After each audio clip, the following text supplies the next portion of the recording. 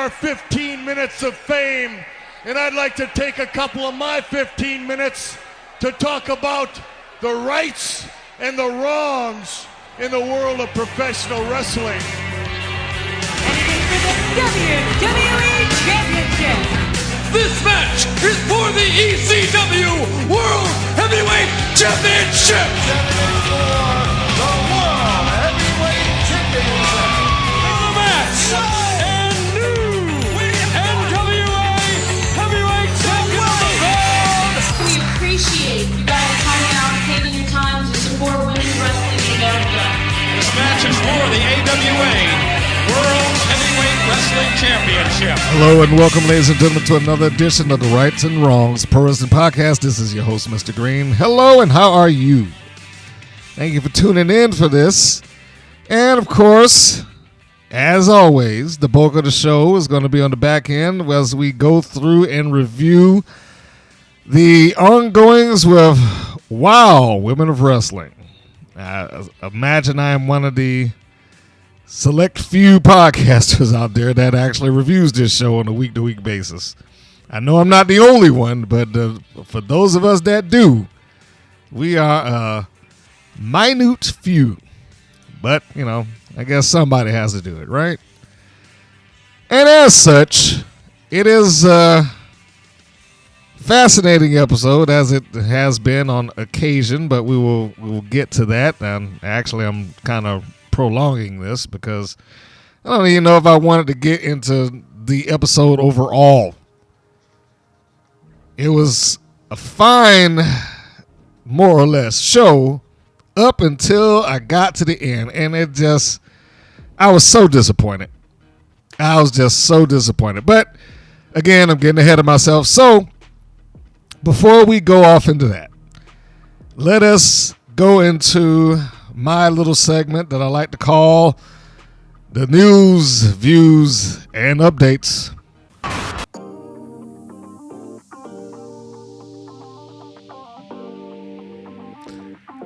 And what is going on out there in the world of women's wrestling right now? Outside of WOW, that is. Well, we have some signings that have gone on. We got some comments that are being levied on WWE talent by former WWE talent. My thoughts on the branding that have gone on with WOW and the latest women's wrestling championship unveiled. All of those things have happened. Speaking of the latest women's championship being unveiled, let's just start with that.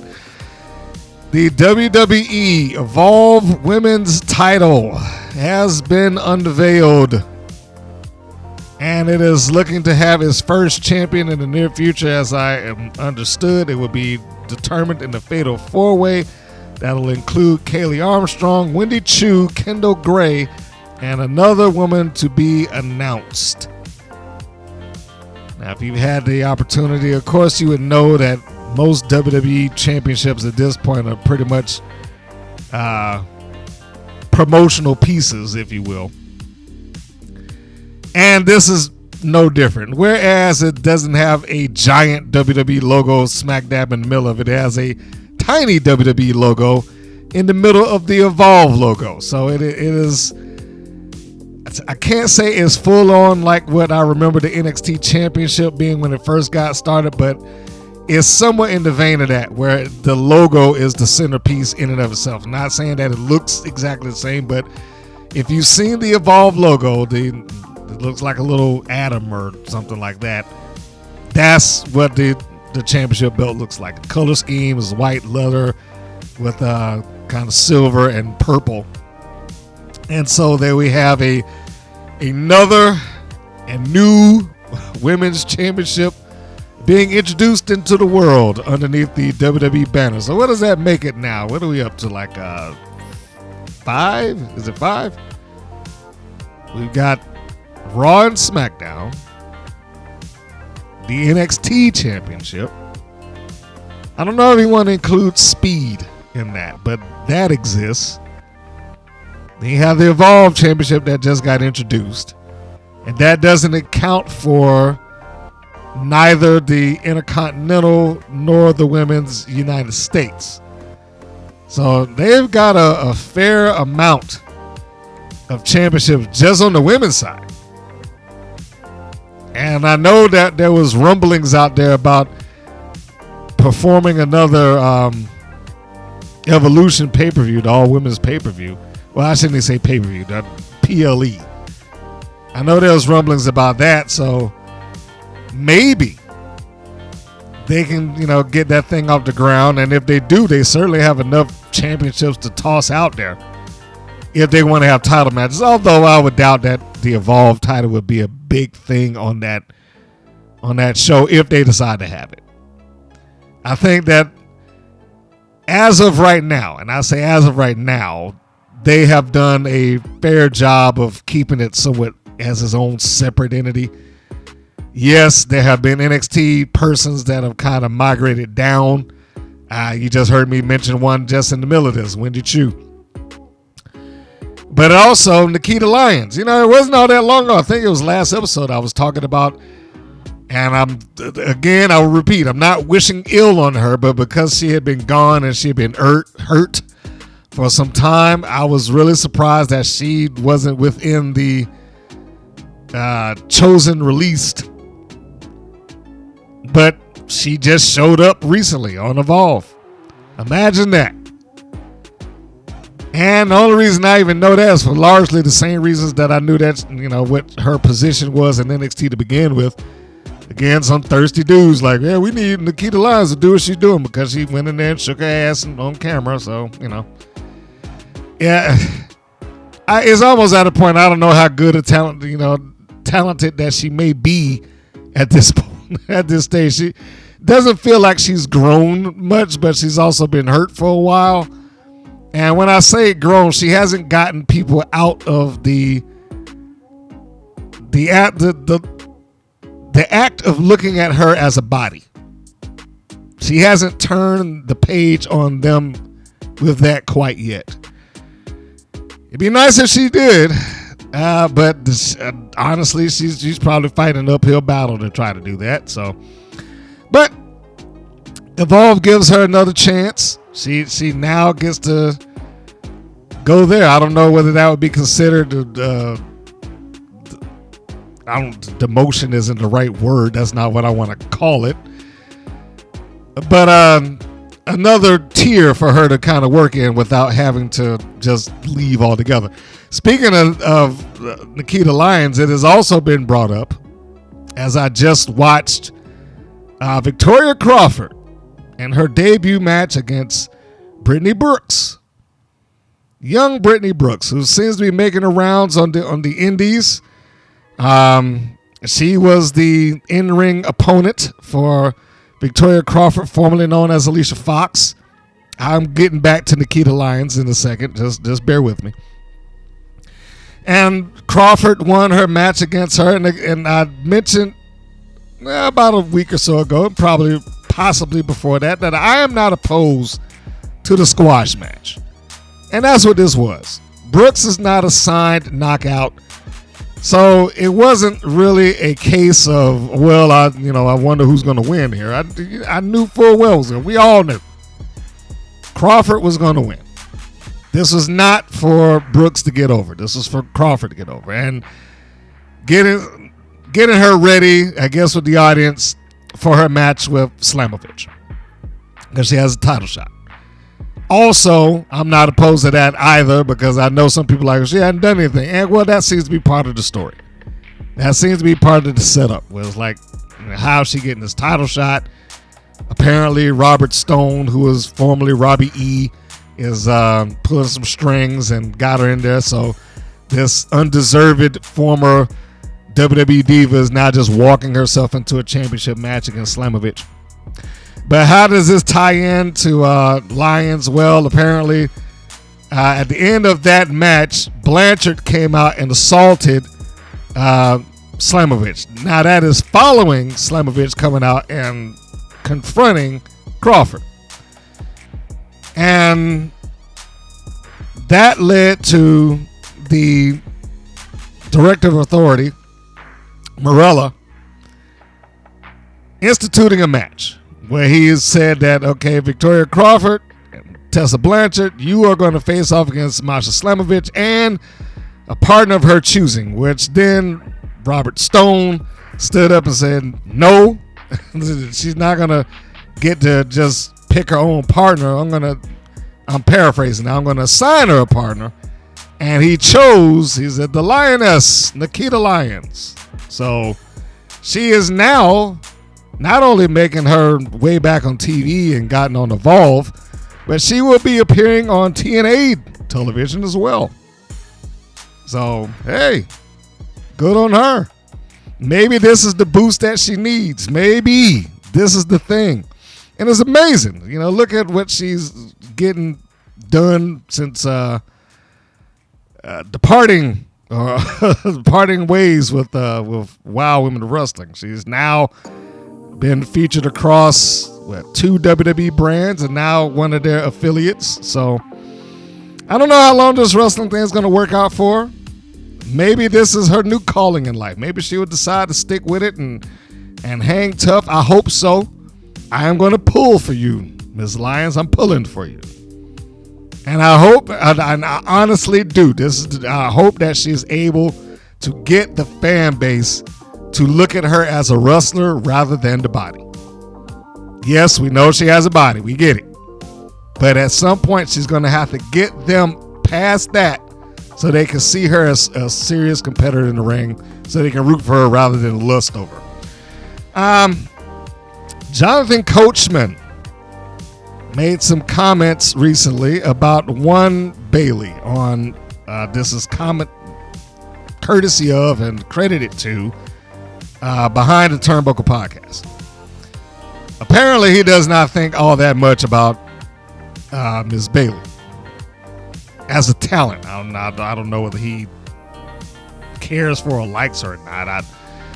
But and in fairness to this situation, before I read what they have transcribed here, before I read that, I'm going to say I need to listen to the podcast myself and hear what he said in full and how he presented it. But this is the transcript of what he said, apparently. So here we go. The title of this was Jonathan Coachman says Bailey is done, washed up, and boring. You can't be serious. You cannot be serious. Bailey is done. She's washed up. She's boring. She's nothing. She's nothing anymore. What does she bring to the table? If you dropped Bailey off the roster today, what would we lose?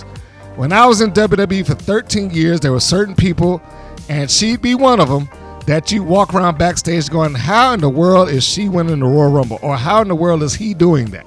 I just don't think she's ever sold a ticket for any rivalry that she's ever done.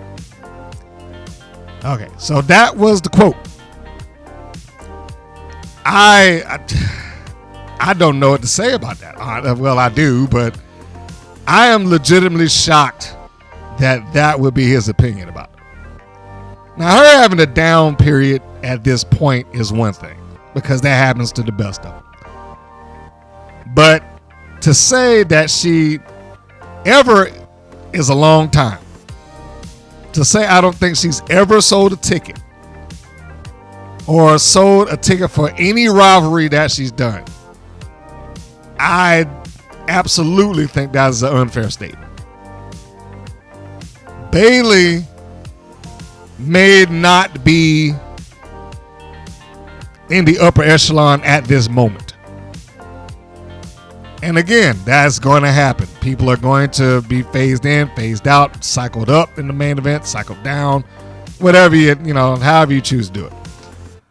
But Bailey got attention on a couple of different occasions. So I don't believe that this is a fair criticism. He's entitled to his opinion, obviously. But I don't think that's a fair criticism, especially to say, okay, she's never sold a ticket. She definitely sold tickets in NXT. She was a favorite. And at one point, I would say that she might have exceeded the NXT champion at that point. And when the talent was being drafted up and she was like one of the last names that they had, I think I don't want to say she became the glue, but she definitely was one of the major components that brand had. The pay-per-view that she had against Banks was wildly praised. The Iron Woman that they had was so praised. She probably drew the best match that Eva Marie ever had in her entire career. Her heel turned heads.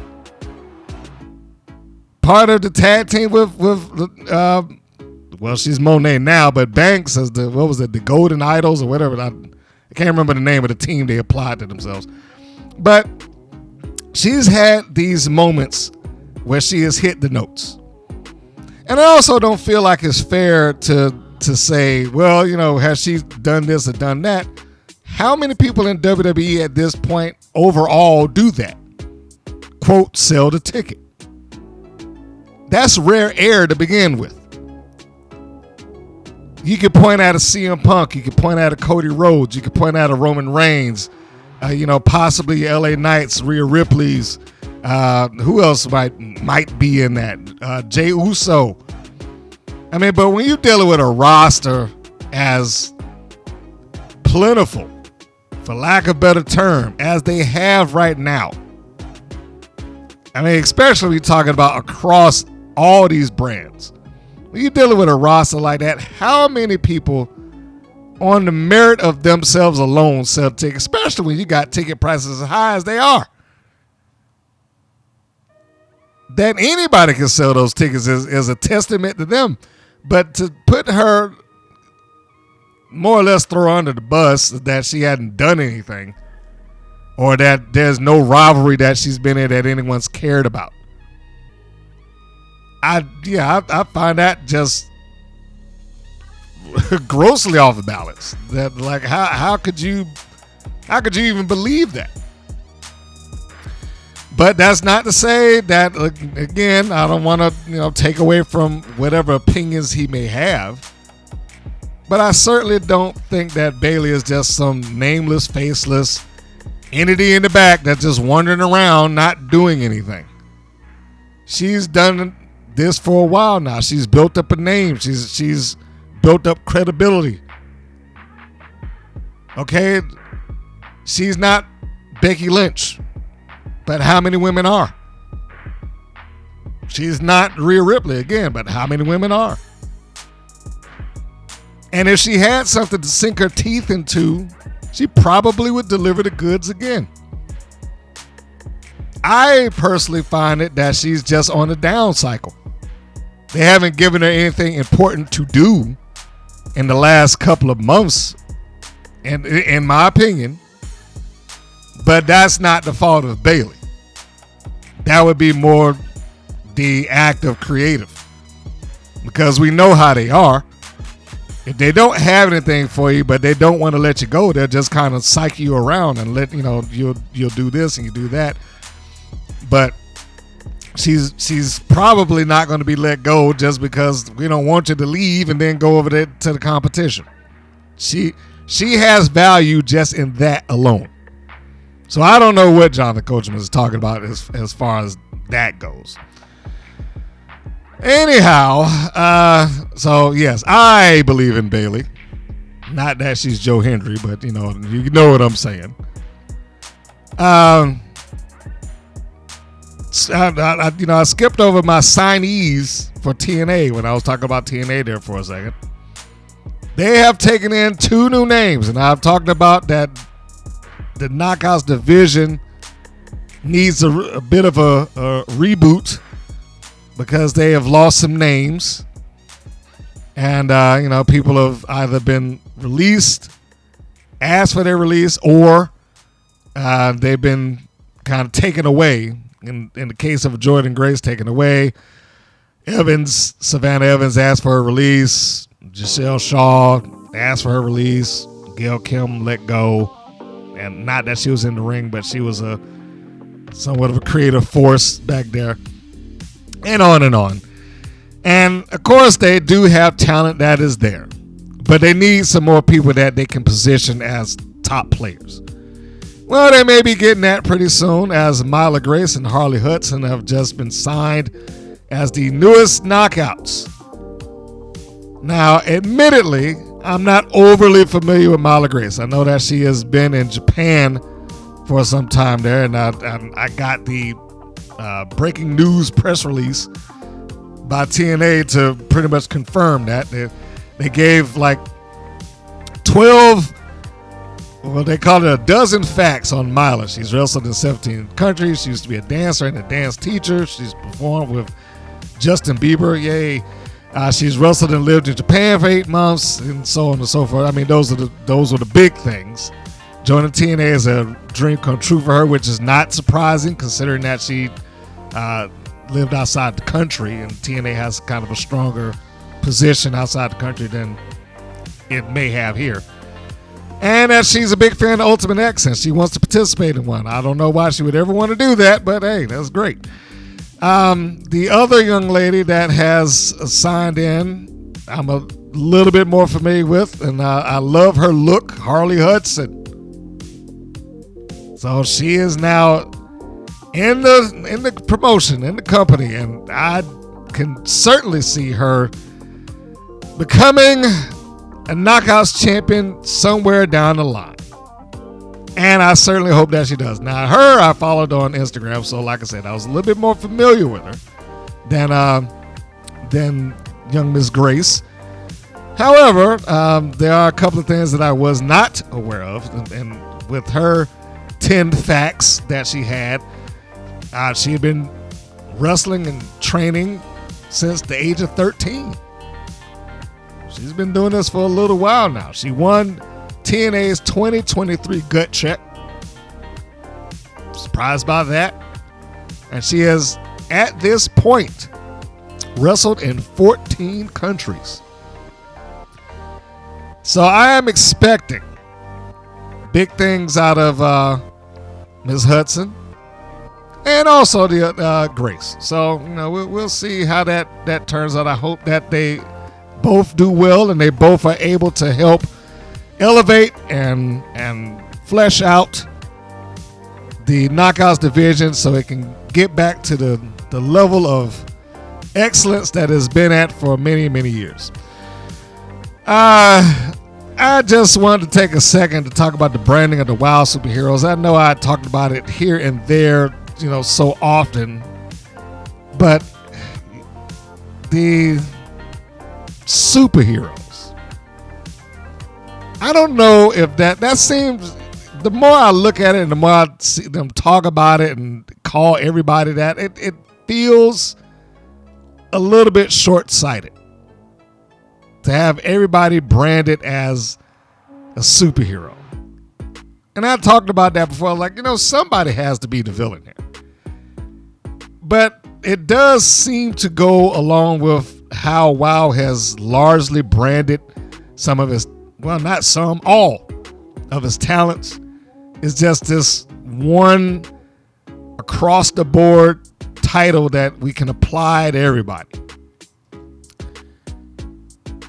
Even when it comes to cases like when they do press junkets or outside media and things like that, you'll have the heels of WoW being referred to as superheroes. So like, I don't know if I would agree with this. They're supposed to be booed on TV. This is kind of like my issue with WoW when it first started.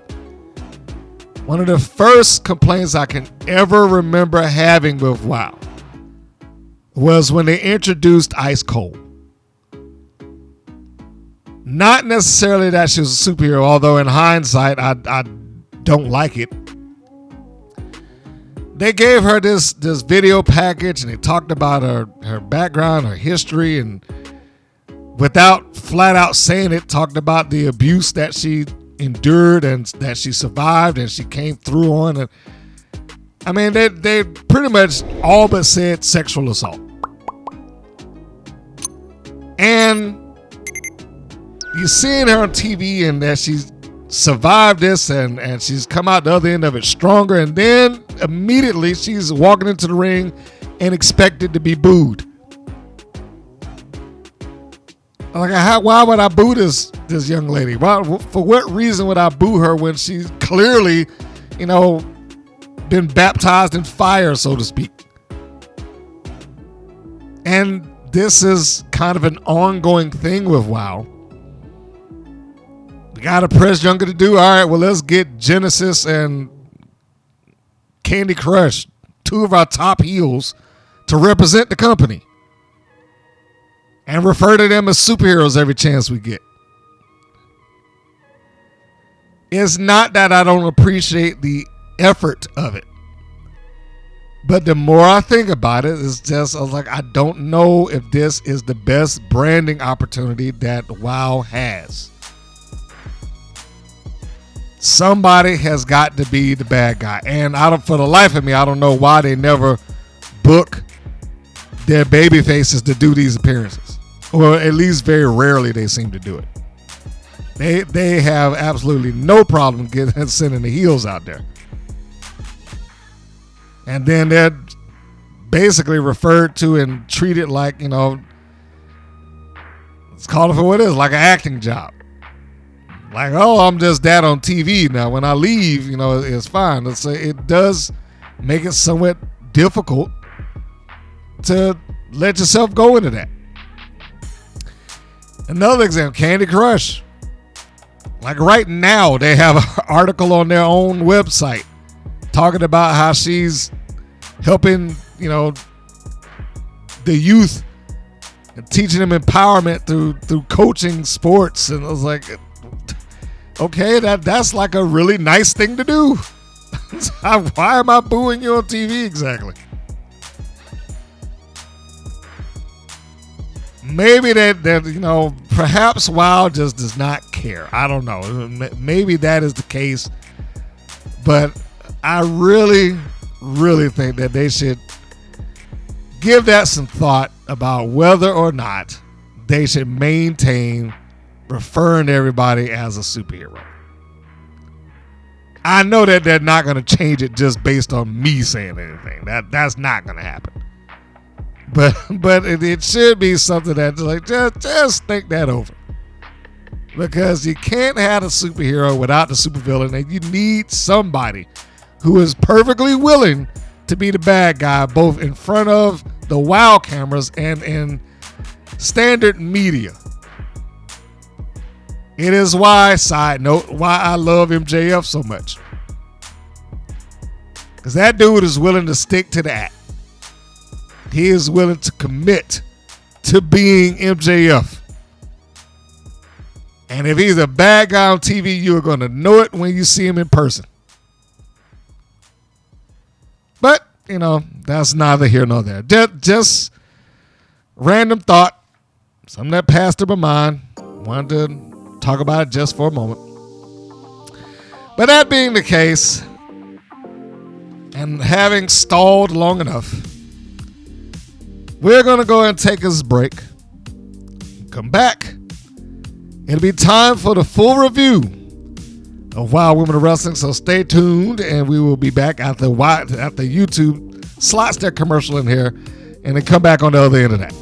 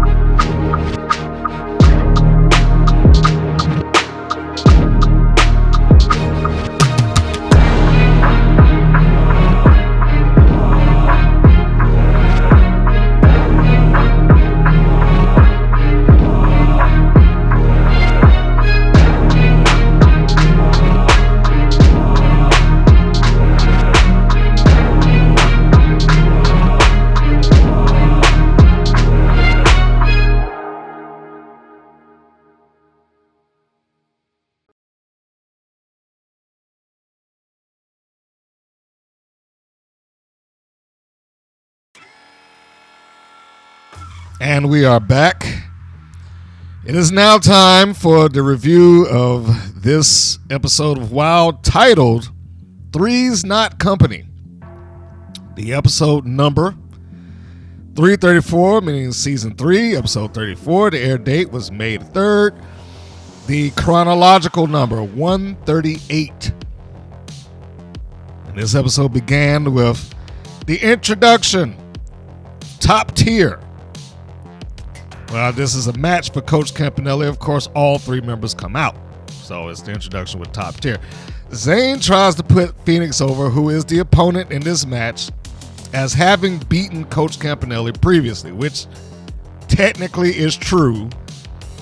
It is kind of set up as if it was a one-on-one victory that she had already. Even though I guess he did not say that, so there's wiggle room there. But I had to look back. I was like, okay, if they had a match with each other at this point, because it feels as if what they were trying to do was create some sort of rivalry or something of that nature. And when I look back on it, the only time that I can see that Xena Phoenix somehow defeated, Coach Campanelli was in that highly advertised, non-titled 6-woman revenge match, which is a stupid name. And, okay, Phoenix won in that. But then, what was it, like 2 weeks later, Top Tier defeated Karakai and Xena Phoenix. The win was more or less, I don't want to say nullified, but Top Tier got their win back, which is what I talked about at that time. They couldn't just get a win of any significance. Or I should say Top Tier couldn't give up a loss of any significance. The loss meant nothing. They didn't lose any standing. They didn't lose the championships. They did not lose a feud. None of them got hospitalized or anything like that. It was just a win. It was like, all right, we got revenge, and that was it. And I believe I said this about WoW in their revenge stipulations. As far as WoW is concerned, revenge for them just means winning the match. Doesn't mean I got to get even for, you put my friend in the hospital, so I'm going to break your leg too or something like that. And yes, I know it's a fine line to walk when you're the babyface, but it can be done. But in any case, it comes off as if they were trying to set up for some sort of rivalry or something along those lines, which I am not seeing because, again, you've got Top Tier who may have lost in a tag match before, but they got that win back almost immediately, a week later or so. So, as Top Tier is out there, of course, like I said, the opponent, this is the first match, by the way. Xena Phoenix comes out. McClain tries to sell her as some sort of rookie sensation. I like Xena Phoenix. I think she has a great upside to her. But rookie sensation, I think, might be pushing it. Like a rookie sensation, in my eyes, I have to go back to somebody like a Kurt Angle. That was a rookie sensation. Somebody who was just magnificently good beyond his years when he got in.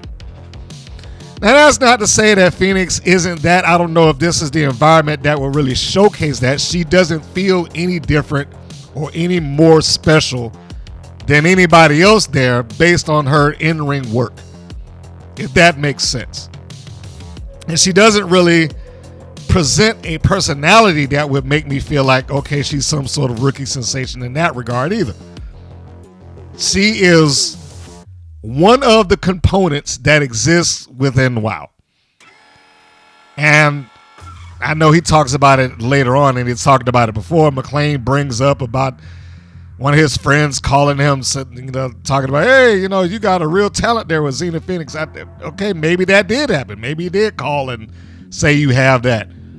But again, where is this sensational work that she's putting up that I would say, okay, rookie sensation, Xena Phoenix. Look at who she's been in the ring with. Look at who she's beat. Look at how she works in a match and all that. So I haven't gotten any of that.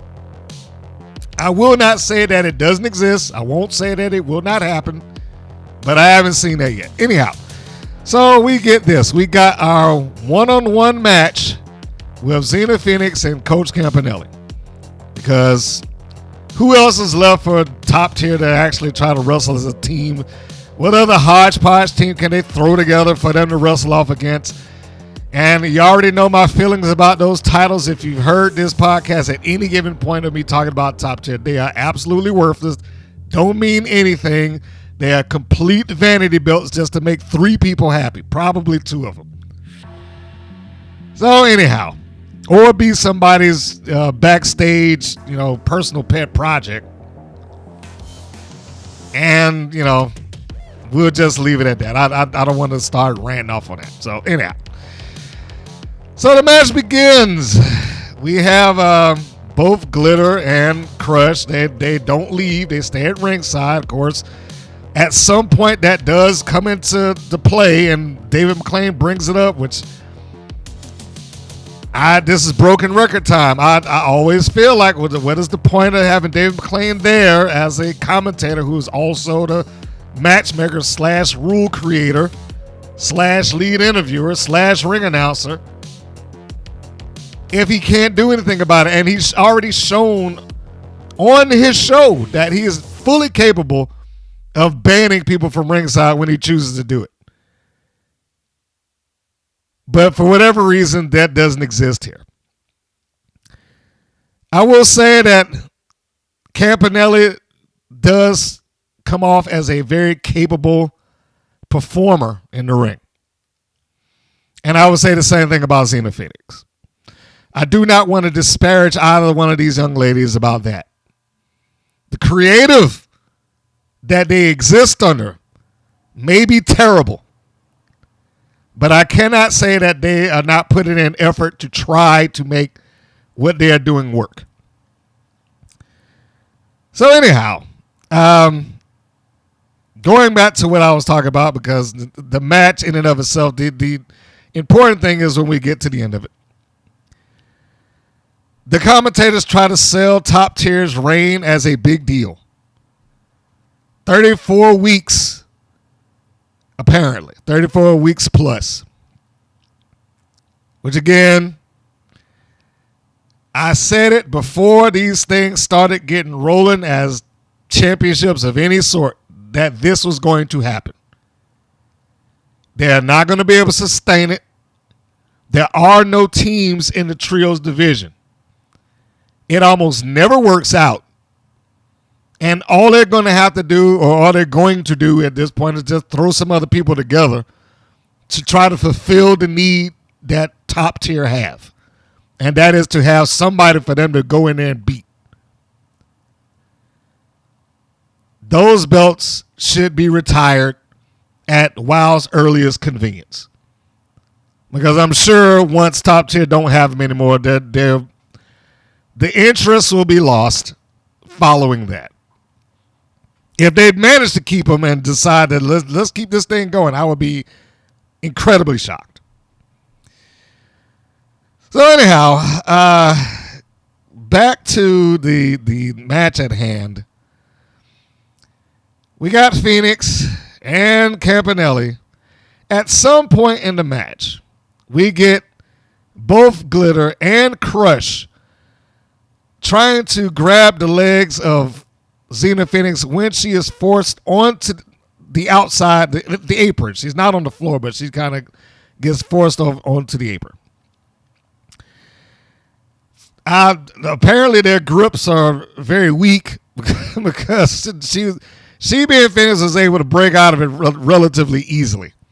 Glitter tries to grab on, she kicks her off. Crush tries to grab on, she kicks her off, and then they're like, well, that didn't work, so I just got to stop. Phoenix gets back in. She does her arm drags, gets Campanelli and a monkey throw. As Zane tries to compare the knee that Phoenix does to Harley Race's. Okay. Wasn't quite that. It was nice execution, but I mean, it wasn't like it was in her face. I mean, it just kind of It's more like a thigh bump rather than a high knee. So Phoenix is trying her best to overcome the odds of Campanelli and her two cronies on the outside. She gets Phoenix up in an airplane spin at some point in the match, right? This is coming towards the end. I'm skipping ahead because, like I said, the important thing here is when we get to the end. So we get the slowest airplane spin that I've probably seen in wrestling in many, many years. And as she's gingerly turning around, Phoenix is able to wiggle herself free into a pinning position, basically into a sunset flip. Pin Campanelli, and then bam! That was it. 1, 2, 3. Xena Phoenix gets the victory, and this vicious team that didn't have any problems jumping anybody at any given time or, during the show or what have you, now act like there's some sort of invisible force field that's stopping them from doing it. Because Phoenix, it's not like she ran out of the ring or something like that. And I don't want to hear somebody say, well, she was next to the referee. So Top Tier attacked with the referee standing right there in front of them. They didn't care then, so why would they care now? So Coach Campanelli gets on the mic and she starts ranting and raving after losing, and McLean rubs in the loss. This is unfair. This is unjust. This is a conspiracy. All that stuff is thrown out as Campanelli just loses her mind. That how could I lose a match? That type of thing. So the match was fine, but where's this going? The losses to Phoenix are so far apart that they really mean little to nothing. And I think it was McLean, is that he incorrectly says that she's never lost before, and then he has to correct himself to say Campanelli hadn't lost like this before. Which, what does that mean? Like, what does a loss like this mean? How is it different than any other time that she's ever lost? She's lost before. She's been there for 3 years. She's lost before. She's lost in singles. She's lost in tag. And it's one of those faux pas that he's had as a commentator. And I really try not to judge him as a commentator on that level, but when he has things like that, because you know what he was trying to do. He's trying to give some gravitas to the loss that just happened. Like, oh, she's never lost before. But she has, and then when you have to try to walk it back, now it doesn't make sense. Like, what do you mean she hasn't lost like this? What is like this? You mean with a pinfall? It'd been different if maybe she tapped out and she never submitted. It'd been different if she lost inside of 10 seconds. Or, or some other amazing loss like that. Like, this is just another WoW match and another WoW loss, so I don't know why this would be any different than anything else that has ever gone on that has ever happened bell to bell in a WoW ring. This doesn't feel like the big deal that they're trying to make it out to be. Like I wrote down, this match was fine, but where is it going? It feels like they're trying to build something, but also have to take into account that they have ignored the previous footage that they've shown of Top Tier having issues with each other. Now, they may come back around to it because we've seen them do that. Footage that airs that isn't addressed until weeks and weeks and weeks later. But that's my real question here with Top Tier. Where is this going? Because it doesn't feel like anybody's gotten any sort of revenge of them. They try to make it sound that way, but seriously, did they really get revenge as a group? Who has? Not when they lose to them again 2 weeks later. And what does a singles match mean for them? Anyhow, I don't know why Coach even needs to be trying to get even. Even for what? because she lost her in the 6-person tag that they already got revenge for. Moving on. The next segment is promos for the upcoming matches. That includes the main event triple threat, and then, well, I shouldn't say and then, but before that, Daisy Lane and Chainsaw taking on Roxy Fierce and Chantilly Chella. I have to be careful how I say that because the old Roxy Foxy thing. Next segment, Chainsaw and Daisy Lane taking on Roxy Fierce and Chantilly Chella. Of course, Chella is the fill-in for her sister Foxy, who apparently has better things to do than to show up at work. The commentators try to make Chainsaw sympathetic for some reason or no, I don't know why, and give her some melodramatic backstory to her. It now is come out that it's her father that locked her away. This is absurd. So let's go back to this backstory that they had, that they gave us the footage for, that was supposed to be so moving and so powerful that poor little Pep Riley decided to shed her cheerleading outfit and become Daisy Lane, a cemetery pun. So the commentators, yeah, I can't believe it. She was locked away in this basement by her father and blah, blah, blah, blah, blah, blah, blah. I was like, come on, man. Who are we supposed to feel sorry for here? Why do they do this? These two are the heels. Okay, if that's the story that you wanted to tell, then that should have happened a long time ago. At least at the beginning of the season when Pep Riley was still trying to save Chainsaw, which that whole thing is just so bad. Like I started off liking it. And it's like, okay, well, this is going somewhere. I don't see anything wrong with this angle. And they kept going and they kept going. And I really didn't see anything wrong until they tried to apply some sort of story to it. It's like, man, this is where they go off the rails when they try to explain things. I don't know why, but they are consistent about that. If I can't say anything about WoW, they are consistently bad when they try to explain something. But why at this point are we trying to add this extra layer in? Who cares? The damage is done. And I don't even mean damage in storyline. I mean, like, the damage is done. Daisy Lane is flipped. She's a heel now. Okay? So what do we care about Chainsaw being locked away in her basement? And what basement was that? That was like an industrial warehouse. What kind of job was her father doing that he just kept massive amounts of chainsaws just lingering around? And the one other thing that he had in this entire basement was a camcorder and a doll. I mean, maybe y'all should be doing something else and looking up to see whether this dude murdered somebody instead of just like, oh, well, hey, we got chainsaw from it, so yee. It is overly dramatic for no good reason.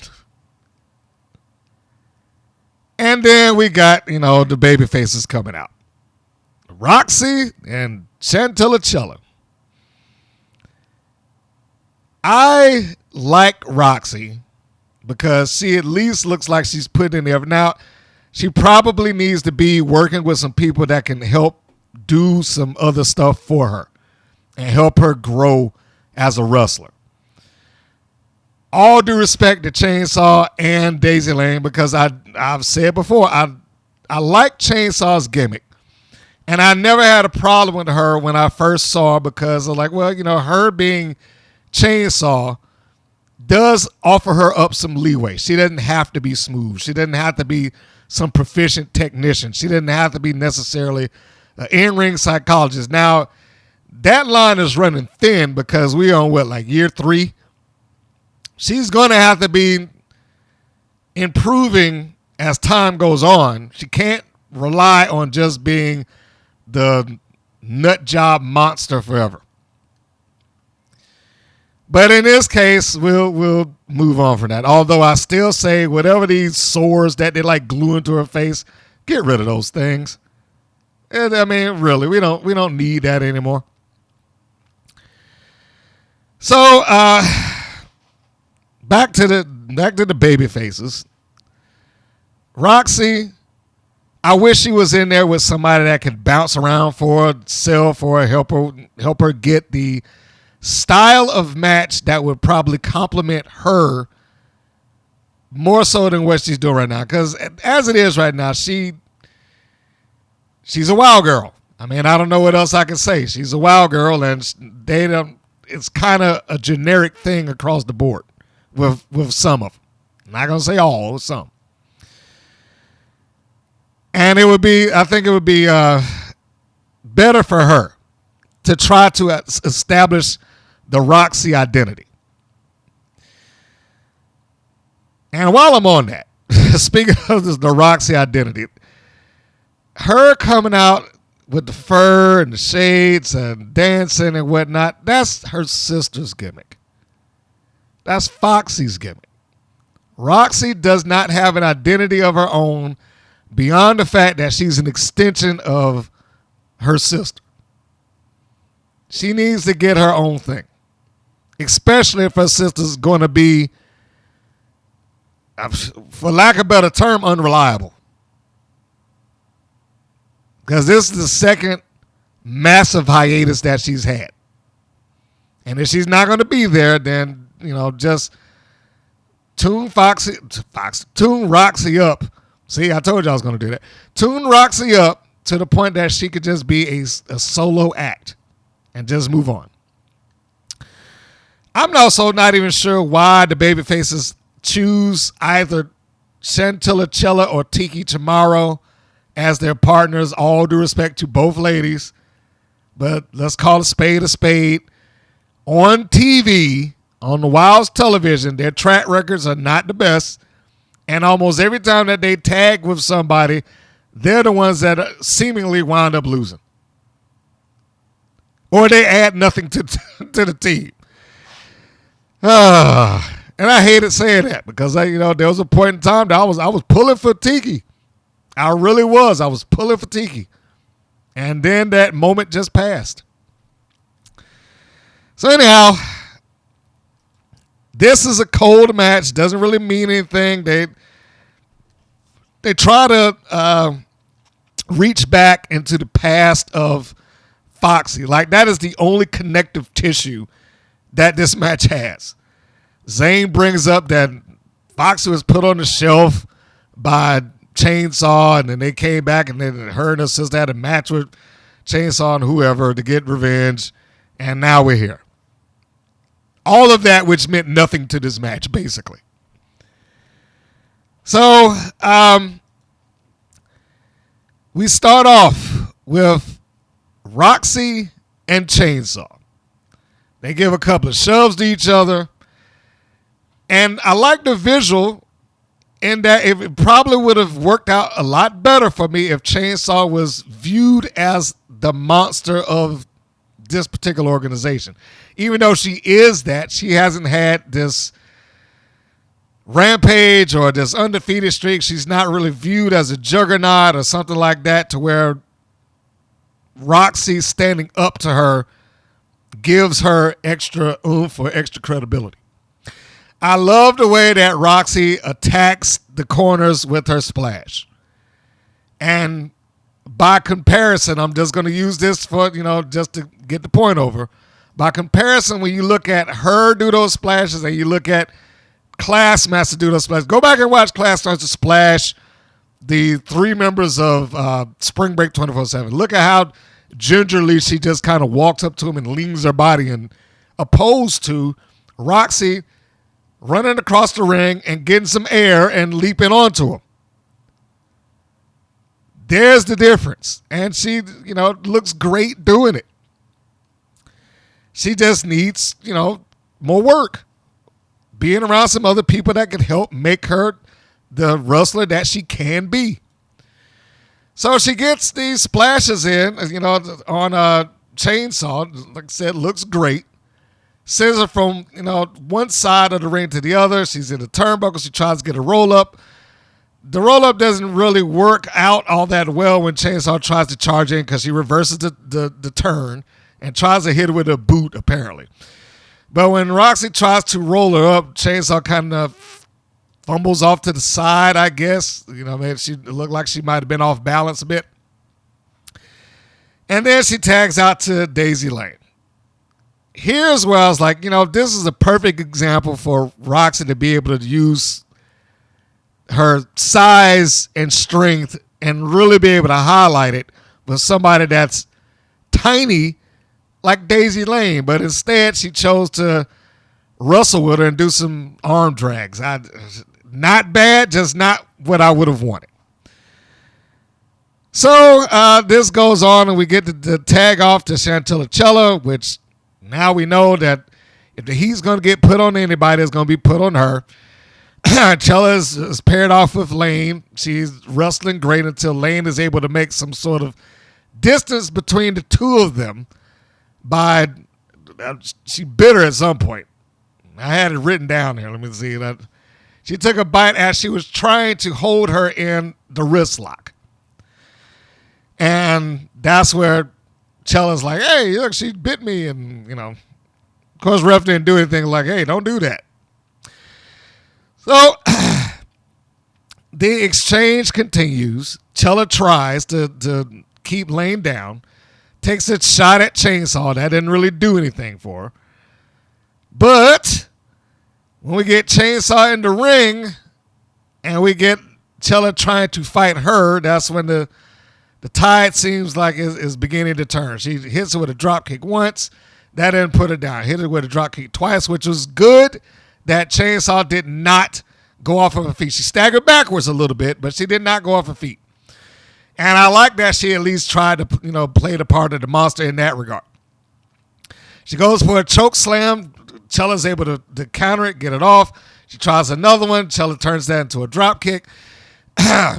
Chella looks like she's going for a cutter. Chainsaw's too strong. Walks her over to the corner turnbuckle in a full Nelson. And then she gut wrench suplex her like right off into the middle of the ring. So we can see here, like I said, that whether the heat's going to be, and it's going to be on God damn, I lost the ability to say her name there for a second. Chantilly Chella. And as I was watching this match, of course, I'm watching some people in the crowd, and they're wonderful overacting, like, oh my God, I can't believe. And, oh, well, they drive me crazy with that sometimes, that audience. But I'm not here to review the audience. I'm here to keep on the match. So we get the tag with Chainsaw. Oh, wait. I'm sorry. There's one spot that I overlooked here. After Chainsaw does the leg drop on Chella, and she decides for whatever reason to hold Chantilly Chella's nose. Oh, boy. I like Chainsaw, but I'm begging you, let's lay off of the nose yanks and the noogies and stuff like that. If it doesn't look like it's hurting them, then you probably shouldn't do it. And then we get Nigel saying, I know he's trying to cover up for it. Like, she just yanked the nose and raked her face. And clearly you can see that none of that's happening. All you see is Chainsaw literally laying on top of her with a leg across Chella's chest, and her being kind of hoisted up into position. So Chainsaw could just grab her nose, and we can see some spot calling by Chella right there. And yeah, that nose thing is worthless. Let's call it for what it is. It doesn't do anything. It doesn't look like it's impressive. It's not going to make anybody out there believe in it, or even give them the suspension of disbelief that she's trying to do something heinous. I mean, if you're going to try to cover it up, you could at least say that she was trying to smother or stop her breathing, or maybe that might have given you something. But even then, that's hard to believe. So Chainsaw tags out to a partner, and Daisy Lane comes in, and they basically do like a version of their finish where Chainsaw takes Lane and splashes her on top of Chella. I don't know why that didn't work as a finish, began what seems pretty much like the same thing without the twist. But that wasn't their finish, so that didn't happen. Lane at some point gets on the back of Chella and bites her like a little vampire. Chella's able to work her back into the corner. And when she does this, this is where she's getting her spot to try to get herself free. She tries to charge in on Lane. Lane tries to do a cartwheel, a little shade of Pep Riley showing up. And then Chella makes a tag off to Roxxy Fierce, who comes in and she starts doing shoulder block, then a clothesline, then a reverse elbow. And Lane is down. Lane is outmatched. She doesn't have the power to deal with it. And one of the best things that Roxy does in her arsenal is that back suplex. Performs it great. Goes for the cover and is unable to get it, surprisingly enough. And then we get Roxy tagging back out to Chantilly Chella, which I don't understand. Although, I mean, I didn't understand the tag because she just got out. But, that happens. The thing that makes it work, and then I'll talk about the thing that didn't, was they actually went for a finish. They went for a double DDT. They applied that, and it was going for, the pin. Chainsaw comes in, and this is where I started to have the problem, because Roxy is now just standing around watching her save her partner. Because she didn't know what to do, because, here we are, and this is the spot that's been decided on. She's going to come in and save it, so I can't stop you.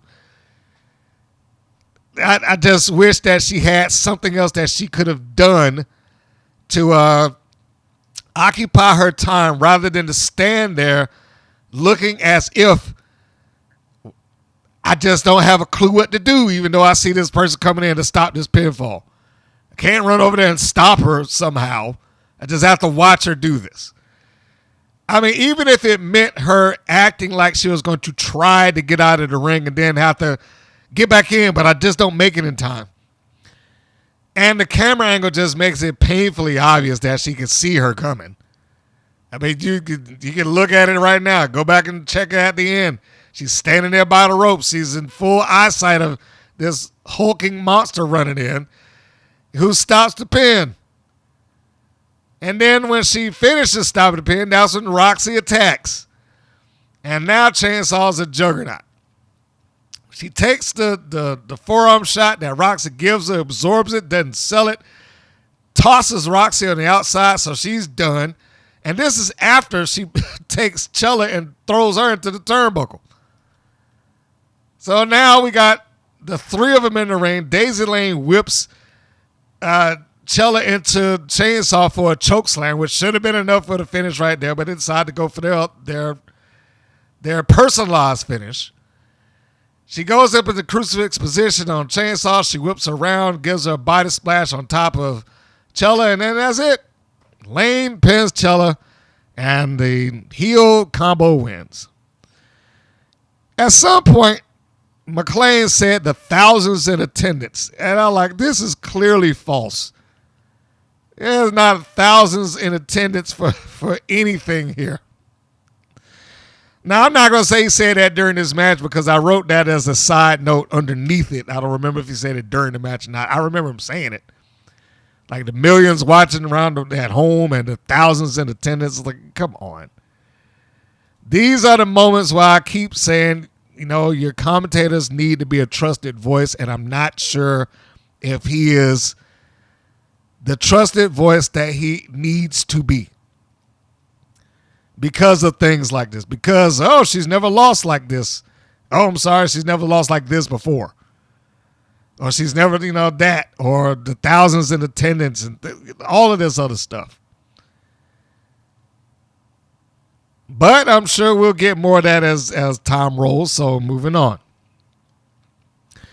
Next segment is a promo for Fury and Holidead, and this is where we get to, if you listen to this from the beginning, that opening segment, the opening clips of what you heard audio-wise of David McLean talking his old man dirty talk, that came out of this match.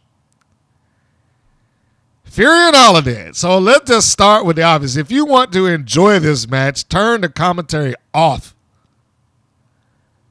I don't know what I'm trying not to cuss. Anyway, I don't know what was going on here.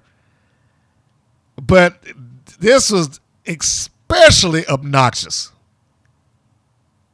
So we begin this match with, we got Veronica VaRoom coming out again to watch Fury's match. First thing I wrote is, can they get through an episode without someone having to sit at the commentator's booth? Can we get through one episode without that happening? I don't think that it can at this point. It just feels like that's just part of the contract. You got to come out here and you got to sit next to me so I can yammer on about whatever. So Veronica VaRoom comes out, and this feels like they are still on the path of, I guess, Heavy Metal Sisters 3.0. This will be like the third go round for this incarnation of WoW. We're excluding the Psycho Sisters' previous name and excluding the Heavy Metal Sisters from Glow. But this commentary was particularly annoying. Veronica VaRoom is just loud for no apparent reason to being loud. I get that that's supposed to be her gimmick, but whew, holy crap. And let's not even go into her trying to get him to her trying to get him to do that. First off, I'm pretty sure he has no idea what that means or what it's from or what it's about. I mean, you know, and I'm not going to say that it works the same way across region to region, but gunshots. All right, there you go. That's how it was here, at least. So him doing what he was doing was all off the page. I don't know why they even asked him to try, and it was just opened him up to be able to say the nonsense that he did say. And I know I'm not talking about the match, but not of the day, so I feel justified. So that whole thing there.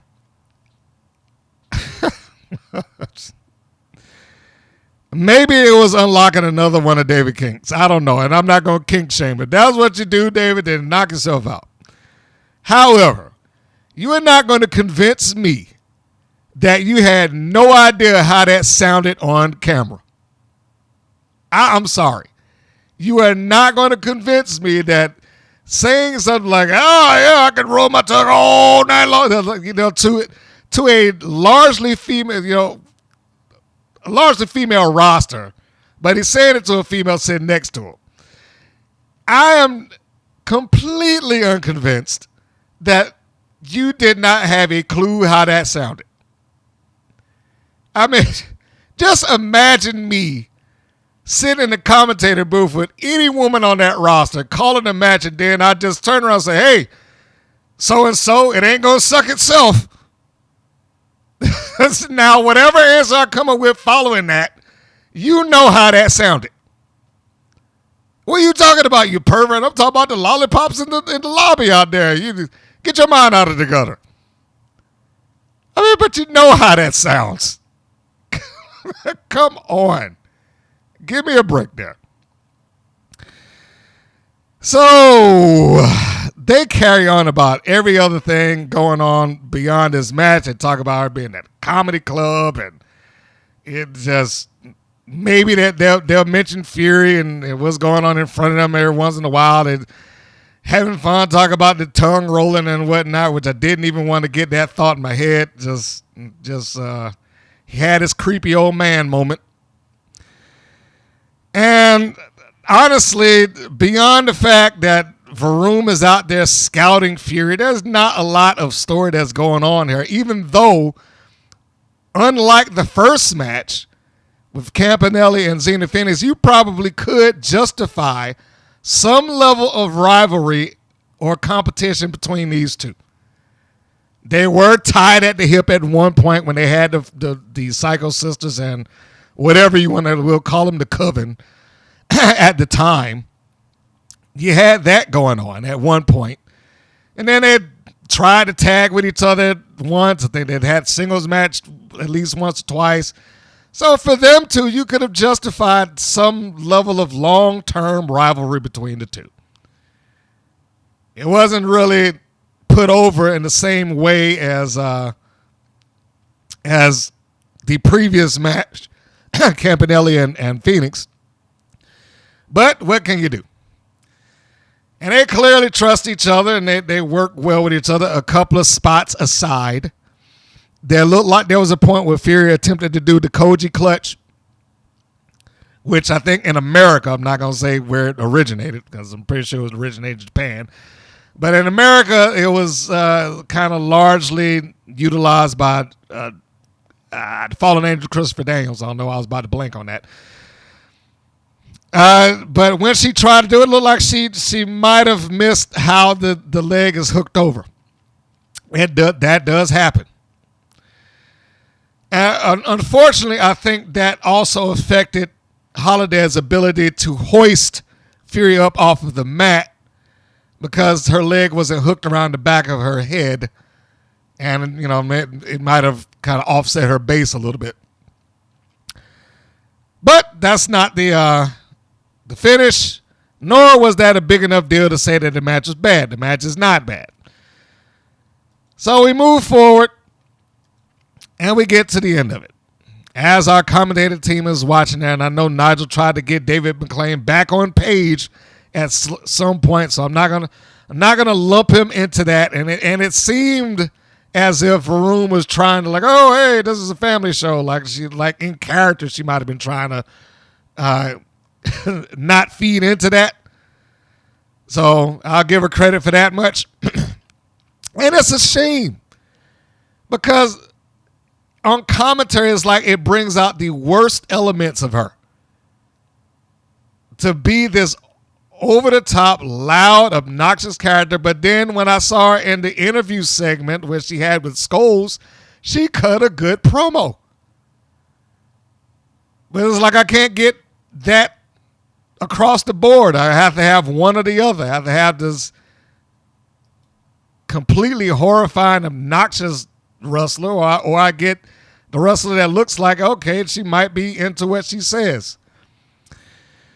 But VaRoom brought out the worst instincts in David McLean. I hope they never sit next to each other again. I know that's not going to happen probably. They'll find some way to put them back together. Well, I shouldn't say find some way. David McLean would say, in this episode, you're sitting next to me. So that's what's going to happen.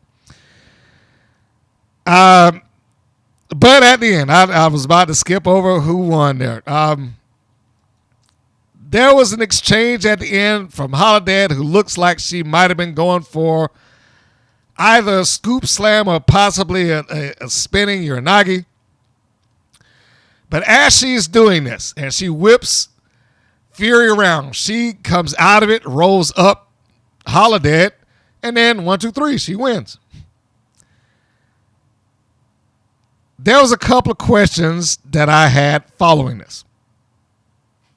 One, there are points in the match where it sounds like David did some ADR. Now, I wish I had somebody that could verify that, but his audio sounds completely different. It's at a point where he's addressing Veronica. It's like whatever he said previously addressed her, so it was substituted, and he readdressed her so that it would match up. Sounded something like that. Two, as before, is this leading to another Heavy Metal Sisters team? If so, why? Fury has been in enough tag teams at this point, and it's like I come back to the same phrase. It's like she's a rudderless boat at this point. She just goes with the current of whatever it is that they throw at her, but nothing seems to stick. As of this point, she's been tagged up with Razor and Mesmer as part of the Heavy Metal Sisters. And then Heavy Metal, well, they never officially called it that. That's what I call it. Heavy Metal Sisters version 2 with Rebel Hayes. Then she was tagged with Sanchez. Not just tagged with her. Commentators told us that they got together so they can go after the tag team titles, which never went anywhere. In fact, neither one of them said a word about that team or why they were together. They just were. And then we got Fury and Magnificent Miranda Mirage, because Magic and heavy metal are hand in hand. That was part of the explanation. Now we got this other lady that's scouting her potentially to be a mentor, which I'm sure if it comes down to being a mentor is probably going to lead to a tag team. That's 5 different people. I might be forgetting one. That's 5 different people that she has been paired with, and I'm excluding the teams that just kind of like that one episode, because if I weren't, Holidead would be in it too. But that's 5 different people so far that Fury has been tagged with or just joking around for. Since the Heavy Metal Sisters been gone, it was at 3. And it seems like a 4th one is on the horizon. Why are they doing this? And that goes back to, if you were going to spend money to have another championship, it should have been a singles championship that exists as another tier underneath their main title. Because at least they could have gotten something. Other than those trios titles, they don't do anything. But I'm concerned for Fury. I do. I'm concerned for her because of this. There was a point in time, and I'm not saying that her career's over. I'm not saying that she can't do it now. I'm not saying that. She's still young. She's still talented. I don't know what deals or payments that she's getting out of WoW, and of course, that's not my business. That's her finances. But I really wonder what it is that she's gaining from this. I tend to believe that she had a stronger presence on the wrestling circuit when she was just the priestess, Harlow O Hara. When she was out there doing that, she was headlining a lot of those shows. She was an act that people wanted. They would pull her in. She was prominently featured on the posters. I don't know if I've seen her wrestle outside of WoW in a while. And I don't understand what it is that, unless they're paying them all year round. Now, if they're doing that, then great. But I don't know how WoW has convinced a lot of people, like, well, this is your end-all, be-all. You should just work with us. And there have been people that have said it, like, I'm not working for anybody else other than WoW. Including Abilene Maverick at one point, including Jesse Jones at one point. Now, I don't know if they stuck to that. Abilene probably has. But does Fury have any upward momentum in this company? And maybe she's not concerned with that. Maybe it's not some big deal. And I don't want to put the expectations of the fans in her lap. If she's fine going there and working at WoW and just doing what she's doing, then so be it. But I just, on the outside looking in and not having talked to her, or I haven't seen her in years, not having talked to her, not having communicated with somebody of WoW specifically about that thing, I have no idea what the gain is off of this. I just really don't. It puzzles me. Especially when I look back and I see what the Priestess Harlow O Hara was opposed to what Fury is. Anyhow, moving on. Next segment is promo for the main event of the show. Paola, Mayfield, Genesis, and Santana, Garrett. Segment after that, video package on the 3 competitors and how they got to the number 1 contenders. And this is trying to buff up the importance of their drive to win the championship, or at least to face the champion. And they have tried to label this as somewhat controversial. This is one of the least controversial matches I have ever seen. And I am not going to get on the editors for this because it is not their fault that they have to try to make this look like it was some big deal. Or make this look like, oh, okay, well, this has to be some sort of controversy. And then, that maybe they'll, people will believe it. But this is one of the least controversial angles, matches I've ever seen. And I'll just go ahead and say right now, this main event ruined the entire show for me. I've poked at some stuff throughout the matches, sure. But I didn't necessarily have a problem with watching the match of Campanelli and Phoenix. I didn't have a problem watching the match of Chainsaw Lane versus Fierce and Chella. I didn't have a problem with Fury and Holidead, other than the commentary.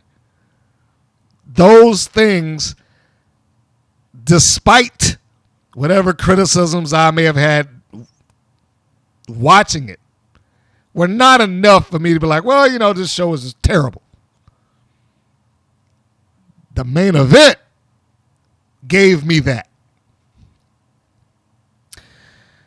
But I'll get to that in a second because after the video package, then we get a promo. This is the next segment, the title match for a promo for a title match for Ozzy and Tormenta taking on Swag and Pain. Next page.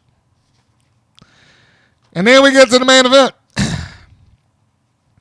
Genesis, Paola Mayfield, and Santana Garrett. Now, let's just start with Samantha Smart, the class master at commentating booth, and all right, they're clearly trying to make this a big deal.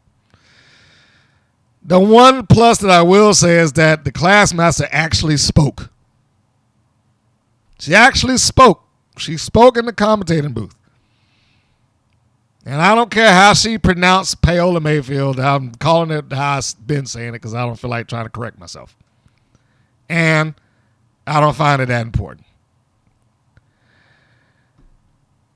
So they are trying to make this match a big deal. Abilene Maverick comes out with Paola Mayfield, Samantha Smart, class master already there. We get the baby faces. I mean, not baby faces. We get Genesis. We got Garrett. This, talking about Mayfield, McClain says 3 million people are watching when Mayfield walks out. I was like, I don't know what he's basing that information on. 3 million people are watching. Now, I'm not a complete TV expert. I know some stuff in TV. I'm not a complete expert. But I'm relatively sure if WOW at any given time had tracked 3 million people watching that show, you'd have known about it. And I don't mean just a random blurb in the match. If WOW, Women of Wrestling, the syndicated show that goes across the country, had at any given time, I won't even say if it exceeded 1 million people watching it, that they could track. I mean, it might be. But let's just say, based on the numbers that they can actually prove. And if any given point that they got 1 million or better, you better believe you know about it. And it won't be coming out of Dave McClain's mouth either. They would show you.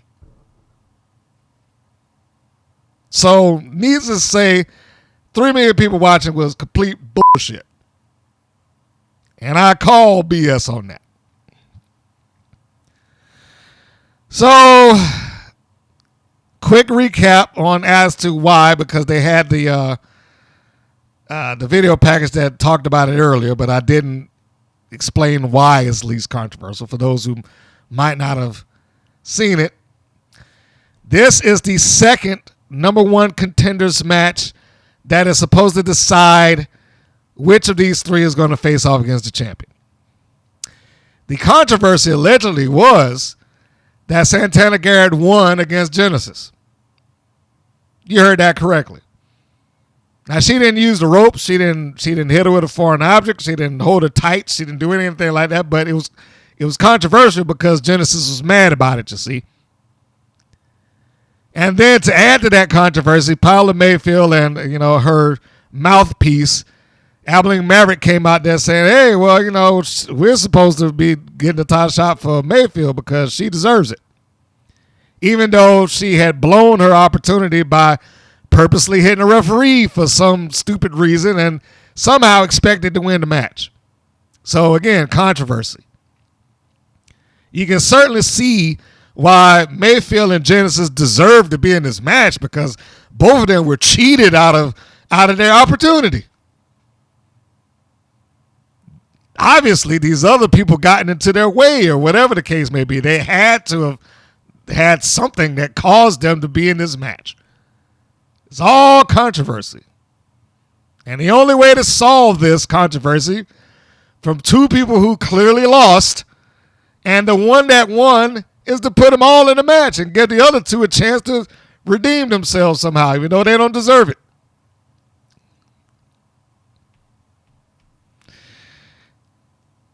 I know that Santana Garrett is a babyface, and I know that most babyfaces in WoW are pretty generic.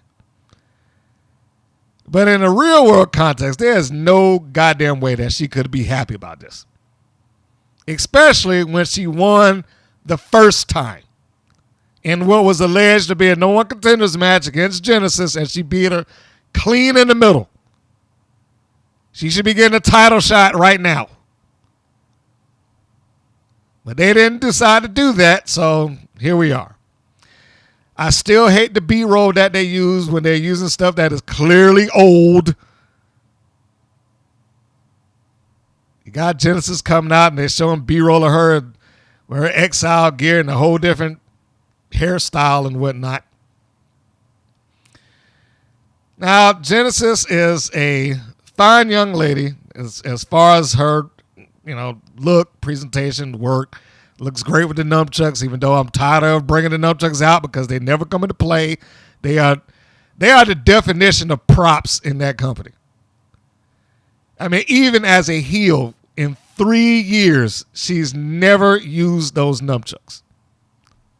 You would think at some point that you take the gimmick and try to hit somebody with it to win a match, especially as a heel, but that's never come up. I don't know. So we got all of them come out the ringside. The conversation's carrying on at the commentating booth. And just to jump ahead when Classmaster talks about, well, I'll be able to beat all three, or she sets up something like that, which basically gives Dave McClain the ability to shoot down Spring Break 24/7. Like, well, that's different. That was Spring Break 24/7. You might as well just call it, well, that was just a loser group, so which they are. I mean, I cannot debate that. And it is different. Spring Break 24/7 is an entirely different thing than trying to take on Mayfield, Genesis, and Garrett all at once. However, it was just a little odd to hear him say that because in WoW land, everybody's a superhero. Okay, so we've got this, and they start with a triple lockup, which I've never really understood that. I know some people like it, and I know some people that participate in wrestling that like to execute it. I just never understood the point of a triple lockup. It just seems stupid. It doesn't look like it causes any sort of anxiety or pain to, both members at the same time because you happen to have one person's knuckle on the one side and the other person's knuckles on the other. Like, well, they still got the other hands. Why are both hands hurting for them? But anyhow, that's the side point. So they start that off, and then the heels turn on Garrett. They kick in the guts and send her to the outside as she had the advantage, and now they've turned their attention to each other. Genesis is able to whip Mayfield off into the ropes. She tries to catch her with a nice spin heel kick. but unable to hit her because Mayfield slides out underneath, and then she takes the time to give her a nice wave and look like, hey, you missed. Despite the fact that she was beaten up, a couple of seconds earlier when she had her in the front face like and hammered her with a few forearm shots. So the heels are in this thing right now. It feels like quicksand. They don't seem to be moving very fast. And I don't mean to harp on the crowd out there, but they're just out there clapping. Like there's a couple of people that I'm looking at nonstop. They just sit down there. Yeah, God. Who are they even cheering for? Who is supposed to be sympathetic here?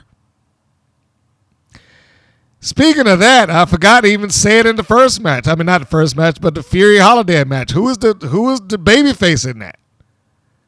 Fury didn't cheat. She just won. Some weeks she's portrayed as a babyface, other weeks she's not. Holiday is supposed to be a babyface, but again, Fury didn't cheat. So why was he rooting for her to begin with? Were they rooting for? Anyhow, I'm sorry. Back to the match at hand. So Garrett gets back into the ring, and at some point we get this triple, I'm going to roll you up, and then I'm going to roll you up, and then I'll roll you up. So, they all get their chance to roll up somebody. Garrett rolls up Genesis. Mayfield rolls up Garrett. Genesis rolls up Mayfield. And then the two heels discover, like, hey, slow down a second. Garrett's over there. We can both attack her. Yay. And then they decide to join forces and try to go for a double punch in the mouth. And then they catch coming out the ropes with a double elbow. For whatever reason, after they knock her down, they just decide to pick her right back up again. And then she's able to whip them off into one to the floor, other one to the mat. Mayfield's in and Genesis is out. As you know, in these triple threat matches, we have to work out the time where one of the three, or I should say multi-person matches, are going to be able to step away and give the other two a chance to do what they're doing. As they're doing that, Abilene Maverick goes on the outside, and at least she occupies Genesis by annoying her and talking to her to some degree and distracting her. At least that's taking place. So it's not just she's out there and she's, sitting on the floor or just looking around or under the apron or any other number of things that people will do to blow time. At least there was a moment where the manager went over there and tried to just be annoying. So when that's done, Genesis gets back into the ring. She tries to get her opportunity to attack from behind with Garrett, which she does. That stops her from getting I forget what they called that one. I think there was an octopus hole at some point. But either way, it doesn't matter. It was a submission hold that didn't get applied long because Genesis broke it up. Mayfield gets out of the ring after being freed, and now it's Genesis and Garrett. They're back at it. So we have this.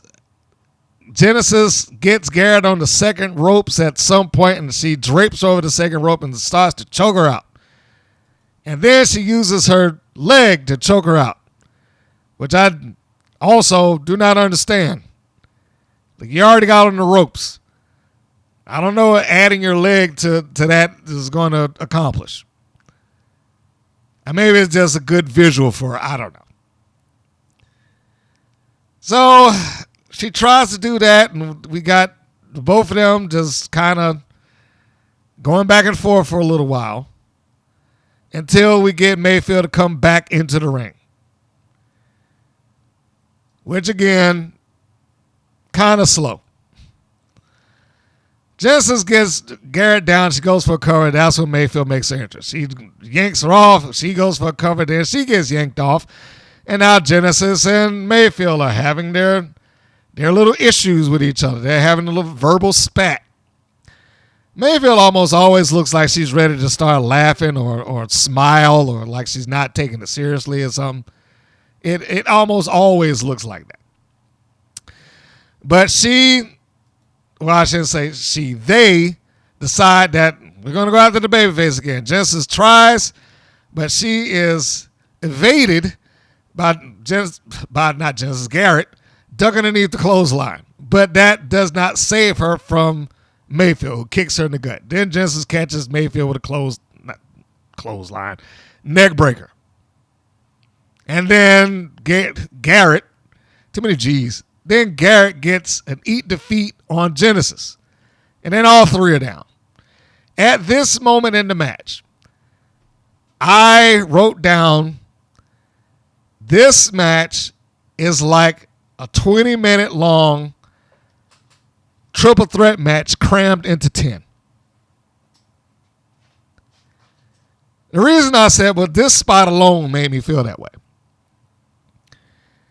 I would have bought the idea that by the time Garrett hits Genesis with her finish as well, I'm too tired. I've given everything I had, and that was the last burst energy I've got to try to get this person off of me. But I just don't have enough to try to make a cover. No one in this match looked tired. No one in this match looked worn out. No one in this match looked like applying their move and no one there to take advantage of them would just lead them in a point where I just don't have it in me to go another step. No one in this match looked that way. They barely looked like they broke a sweat. And that is not an exaggeration. I looked at this match again following that when I got home. I was like, they barely looked like they broke a sweat. It is legitimately like somebody, a triple threat match that should have been 20 minutes. We'll just condense it down into this. And that spot, because of it, didn't work for me. But then we get past that spot, and the baby face, not plural, but she's fighting off the assault by both heels. They're trying to come out there, and she's taking them on. She's putting her feet up. She's stopping them, blocking it. Get them both into the turnbuckle. She does a cartwheel and then does the cartwheel body splash on both Genesis and Paola, but for whatever reason, Mayfield doesn't sell it. So she comes out of the corner immediately like that had zero effect on her at all. I guess we'll put that on Genesis absorbing the blow. Then Garrett tries to get her in the roll-up. And, it is a very athletic move when she does her rise and shine or the nip up when she rolls backwards and nips back up. It's a very athletic move. The problem with the move, however, is that the person on the other end of it is almost never timed to where it looks like a surprise. It is almost always they have to stand there looking dumb and wait for something to happen. They got to wait for a punch in the mouth or a kick or whatever. So, and that is exactly what Mayfield does. She stands there looking, whoa, what's happening? And then she takes a forearm shot right to her chest. And then you can see her kind of twirl around and just put herself in position to where she's falling. Now, I didn't know it at the time, but of course, after the match proceeded, then I was like, all right, well, I know what that was for. So, after a super kick with Genesis comes the worst spot of the match, just bar none. They're both laying side by side with a little bit of room in between them. That being Mayfield and Genesis. Garrett then decides that she is going to do a double chancery. Some may remember Austin Aries performing the last chancery, but she's applying this one-handed to two people. And the commentators are trying to make this sound like they are just locked up and they don't know what to do. This was terrible. And I love Garrett. I have a lot of, I got respect for Genesis. I do not think that she's necessarily worth being flown in from Italy but I do have respect for her as, what she's doing on screen. Mayfield, I'm still getting used to, but this spot is terrible. It only looks good in a still shot. It doesn't require somebody to be some sort of wrestling fan or know the inner workings or how submissions work or any. It doesn't require anybody to know any of that to know that this move is absolute crap when being applied to two people. It's Garrett's hand under their chin. Now, if you hadn't seen it, you should go watch it. And if you don't, I'm going to try to explain it the best I can. If you already know what a chancery is, you've got kind of that. But imagine as Garrett is flipped over in a bridge position, she's got both her hands on the chins of her opponents who are on their bellies on either side of her. Now, both of their hands are free, and there's nothing locking up their bodies. At that moment, there's at least 3 or 4 different ways that I came up with to get out of that inside of like 10 seconds. Rake Garrett's eyes. Hit her in the throat. Roll out of it. Pull her hands away. Pull her finger off. I mean, there's any number of things that they could do, and they tried to drag this out like it was building tension and drama that one of them would have tapped. However, would they get out of this move with both of their hands and legs free? And this is where I was willing to deal with this. Genesis at one point here is literally holding Garrett's hand in place. How are you not able to get out of this? It might have sounded good on paper. Maybe. But somebody after this match should have sat all 3 of them down like, okay, look, you see how bad this looks? Don't do this anymore. It looks ridiculous and stupid. And no one's going to believe that either Genesis or Mayfield had no option but to drag themselves to the rope. Because I don't know how to get out of this. 2 allegedly trained professional wrestlers did not know how to remove this person's hand from their cheek. It was the single worst. Well, I can't. Let me hold that back. I was about to say it was the single worst spot in the match. But I don't want to commit to that statement just yet. So they get out of that. Maverick comes over because Paola Mayfield is an idiot, and she decides to have Maverick check either her makeup or her face while the match is going on. Garrett applies a armbar onto Genesis.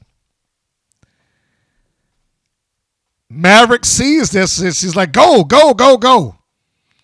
And instead of breaking up the hold, she decides, I'm going to apply a leg lock or an ankle lock. I can't tell because of the camera angle.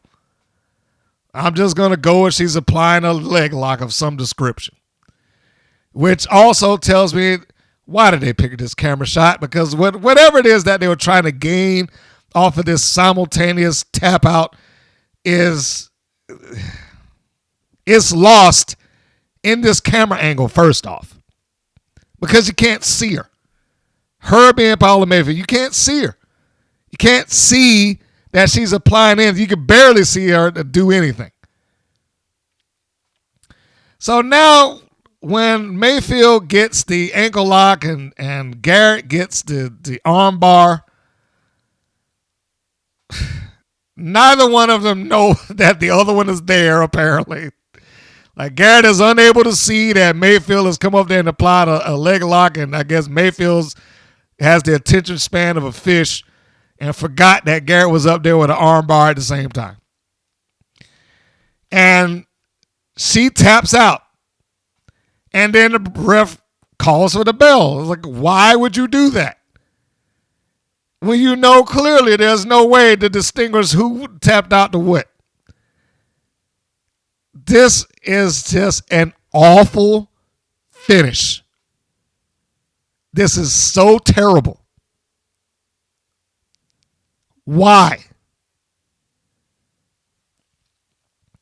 The first thing that I got out of a coworker at work is like, why did they do that? And I tried to explain. I was like, well, I know that I'm not saying it's good, but they're trying to get some sort of controversial finish out of it. I was like, well, and this, not my words. It's like, well, what's the controversy? The ref, like, why would he call that match? Just have him keep going. I was like, well, look, I can't argue with you. You're right. But that's how he viewed it. This is not some sort of wrestler. He just viewed it as like, well, what sense does that make?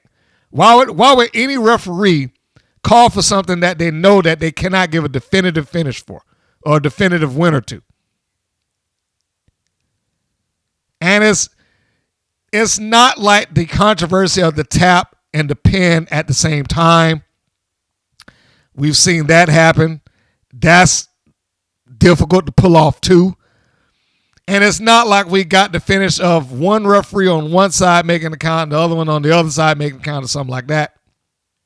That's kind of a harder thing to pull off too. I'm really not a fan of many of those. Very few people are able to make it and make it work. But here we got that, and then he just calls for it, and afterwards, what happens? Dave McClain has to see what's going on. So as Garrett is saying, I won, and then Mayfield is on the other side saying she won, the referee gets out and he goes over to the commentating table, and now he's being asked, as Garrett and Mayfield are arguing in the ring apparently, and Dave McClain, of course, he has to be the one, well, what's happened here? The referee's like, I don't know who won. They both tapped out at the same time. They both tapped her out at the same time. I don't know who she tapped out to, so that was it. I was like, he didn't even have a really good reason for what he was doing. And this gave Dave McClain another spotlight moment because he got into the ring, center of both of them. He was like, all right, well, then we'll just have to have another match. Like this shit had been dragged on long enough, so we'll just do another one.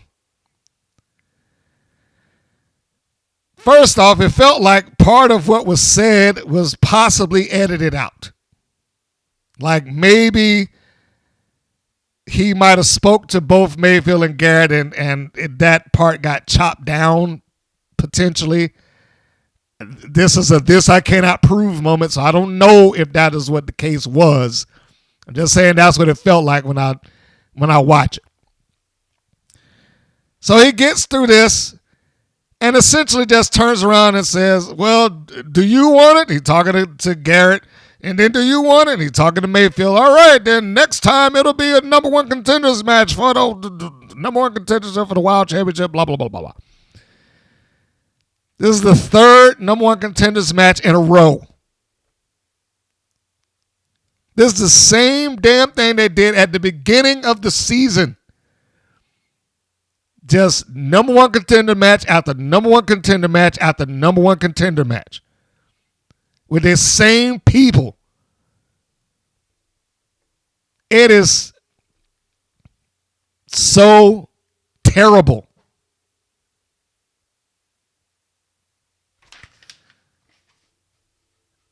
I honestly at times am puzzled as to how awful they can make angles and storyline. And I was perfectly fine with the episode. I promise I was fine with the episode up until I got to that.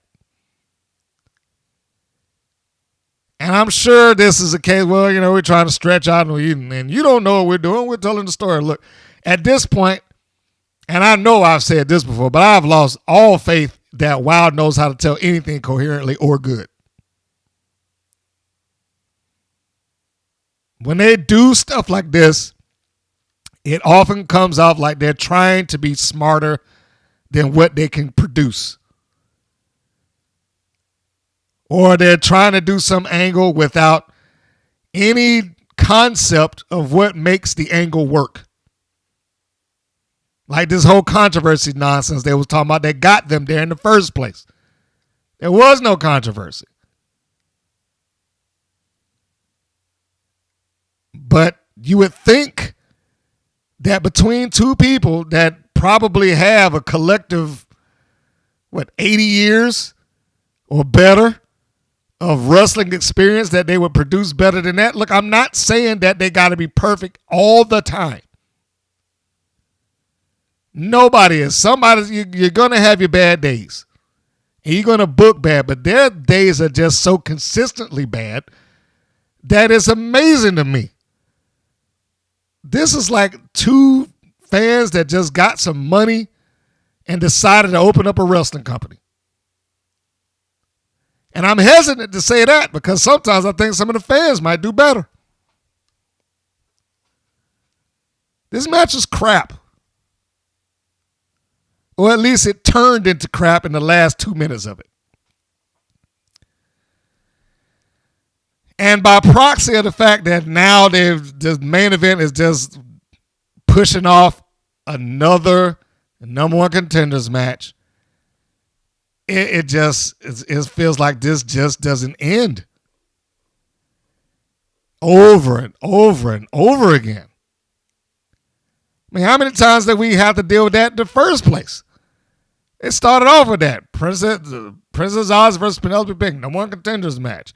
All right, well, to get the championship, no, she's not here, so we have another number one contenders match. Jesse Jones and Penelope Pink, number one contenders match. Do that again, and we'll do it again. Then it's the Class Master and somebody. Then Garrett, number one contenders match. It just went on and on and on and on and on. And you would have thought by the time they actually got to the Battle Royal that would have stopped, or at least would have been minimized.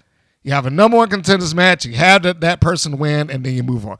Genesis should not even have been in the conversation at this point. She has lost clean twice. And now she's the person that got bumped out of it because they both double teamed her. So what's going to be the reason this time? She's just going to pop back up and this isn't fair, David McClain. I deserve a title match. And Mayfield. What has she done to deserve a title match other than just be Paola Mayfield? She had her championship match and was stupid about it. They don't give you a reason to care or root for anybody. And then there's Garrett. Like, I want to care for Garrett. I want to root for Garrett. But they make her so generic. They make her just, sure, David, any way the wind blows. I mean, she legitimately won her number one contenders match against Genesis. Never mind the fact that of the three that had matches against Class Master, Genesis lost clean. Mayfield gave up her spot by attacking the referee. Garrett was cheated. Of the three of them, who deserves a shot here? Garrett would deserve the shot because she was cheated out of it. Then she beat Genesis, clean as a whistle. And then she was put into another number one contenders match despite the fact that she just won a number one contenders match.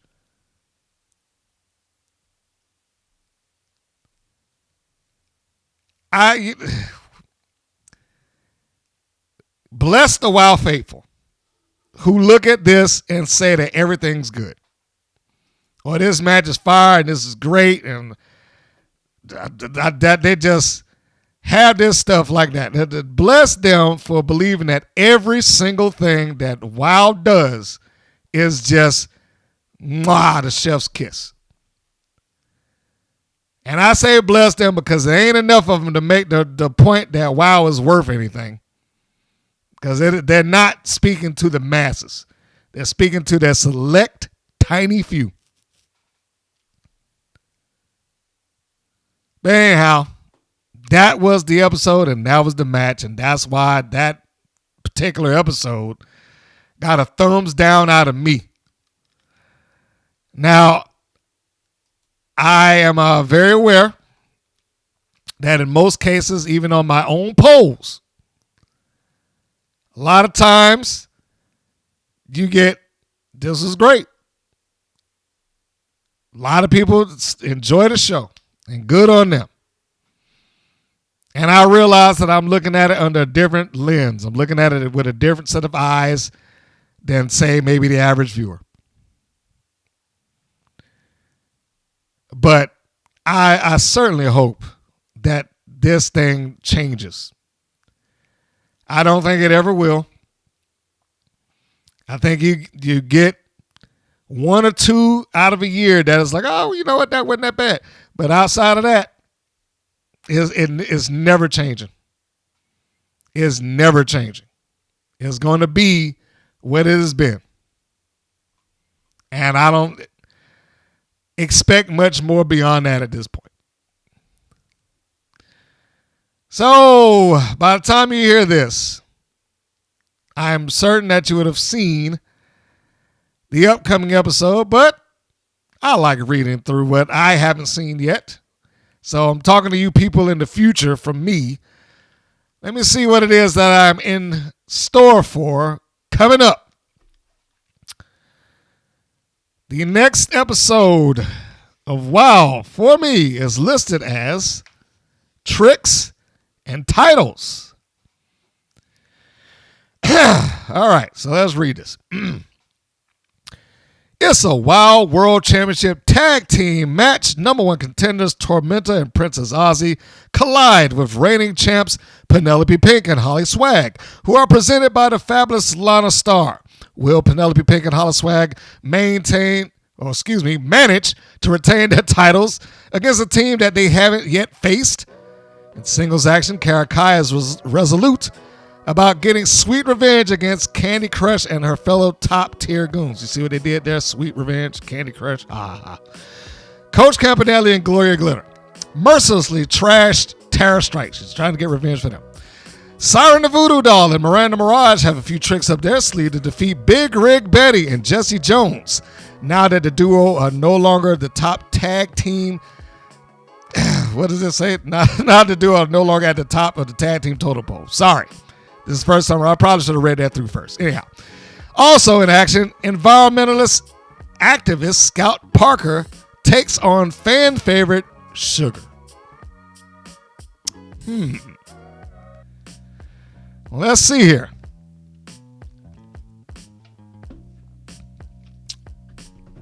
Ozzy and Tormenta have been shown wearing tag team championship belts. And one of those B-roll clips that obviously was not supposed to air. However, as I've been told, a lot of footage gets shot with WoW that does not necessarily make the air. So whereas they may win the titles, I don't know if necessarily be now. It seems like it'd be a pretty fast turnaround to, because what is this, like their second title defense? I don't know if anybody's lost a championship in WoW that fast. I don't know. I would have to say the heels in that. Karakai and Candy Crush. If it's one-on-one, then Kai. And if we're going off of the logic of singularly they're having issues, Siren the Voodoo Doll and Miranda Mirage against Big Rig Betty and Jesse Jones. I can't imagine that Big Rig and Jones would lose again. I mean, they just came off of losing the titles. They might want to keep them strong. So I'm going to say Big Rig and Jesse Jones. Big Rigs and bourbon. And besides, Miranda Mirage does not need to be beating either one of them. I love Siren, but she's kind of got saddled with every... I should just move on. I don't want to insult. She's been saddled with people that she shouldn't be saddled with. I'll just leave it at that. And Scout Parker and I'm going with Scout Parker. Because if Scout Parker cannot defeat Sugar as a singles act, then there's no hope for Scout Parker. So I'm going to go with that. And, she just got a win over Diamante, and I would tend to believe that Parker might be looming in for another win if it's so long as it's not one of their top tier, and I don't mean the group, one of their top level wrestlers in the company. So that's my prediction for what is upcoming for me. Any comments about anything said, leave it below, please, or message me directly. I see those also. And this is where we get to wrap up, of course. If you have not done so, like, share, subscribe. Do the YouTube things. Like, share, and subscribe. Leave your comments below. Join me on our YouTube channel page and vote for what you think about whatever matches whatever episodes might be upcoming / exist. Last time I checked for the episode the week ahead of this one, which was Sweet Heat's Revenge, it was 61% great, 11% terrible, and 28% Your votes, I love them. Keep them coming. If you are not listening to this or watching this on YouTube, you can subscribe to our show on greater podcast platforms everywhere.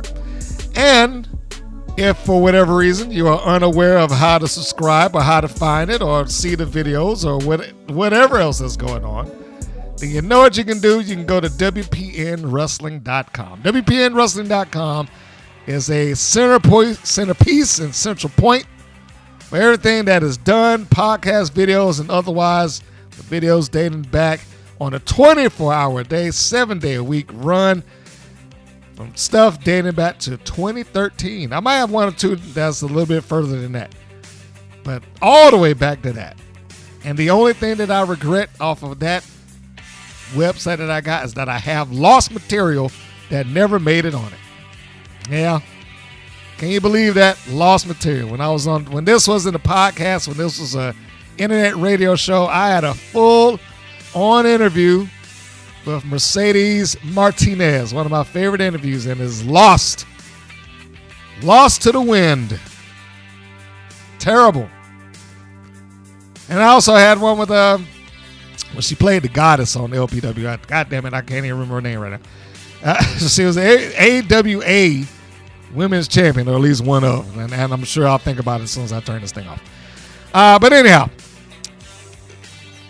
like, share, subscribe on whatever podcast platforms you go to our website if either one of those don't work, because it all dropped there. And that will do it for this episode. And that being said, this is Mr. Green saying that this is Mr. Green saying so long, and we will see you on the next go round. Take care, everybody. Thank you for listening to the WPN's Rights and Wrongs of Pro Wrestling. If you have questions or comments, please contact us via our Facebook or our YouTube channel at the Women's Pro Wrestling Network. If you're new to the WPN, feel free to subscribe to our channel and like our page. We appreciate your support. Thank you again for listening.